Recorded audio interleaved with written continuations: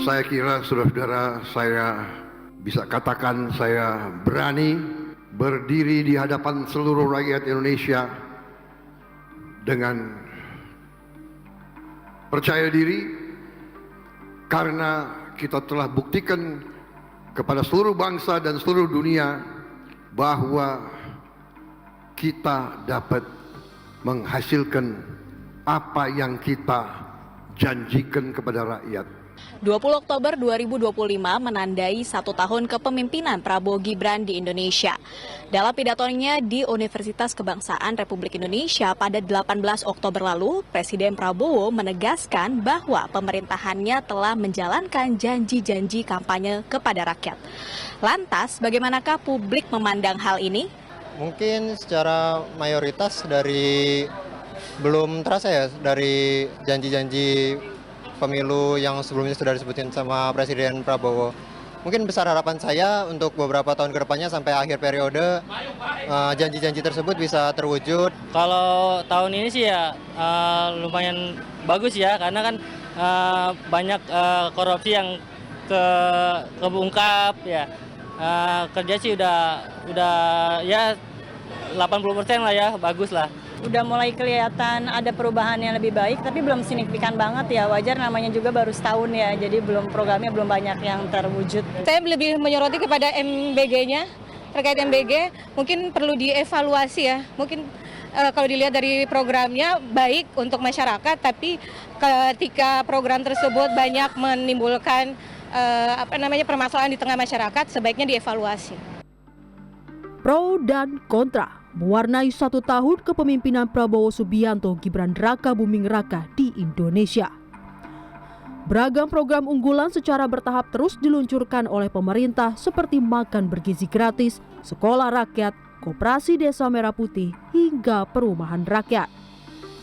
Dalam diskusi media 1 tahun Prabowo Gibran yang digelar oleh Forum Masyarakat Peduli Parlemen Indonesia atau Formapi pada Minggu siang di Jakarta, beberapa hal menjadi catatan penting dari pemerintahan setahun ke belakang. Di antaranya, tata kelola pemerintah yang tampak tidak terkoordinasi dengan baik dengan kebijakan yang kerap berubah, seperti kenaikan tarif PPN 12% dan distribusi LPG bersubsidi beberapa waktu lalu. Peneliti senior Formapi Lusius Karus juga menyoroti tak adanya oposisi di pemerintahan Prabowo yang membuat parlemen atau legislatif gagal menjalankan tugas sebagai penyeimbang pemerintah. Kalau pemerintahan Prabowo cenderung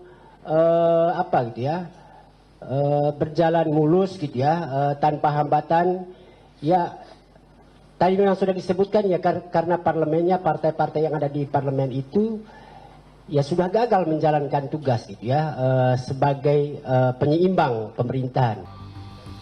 Di sisi lain, lembaga survei Poltreking Indonesia pada Minggu 19 Oktober merilis survei yang menunjukkan bahwa tingkat kepuasan publik kepada kinerja 1 tahun pemerintahan Prabowo Gibran mencapai 78,1%. Direktur Eksekutif Poltreking Indonesia Hanta Yuda menyebutkan sejumlah alasan yang dipilih oleh responden yang menjawab puas.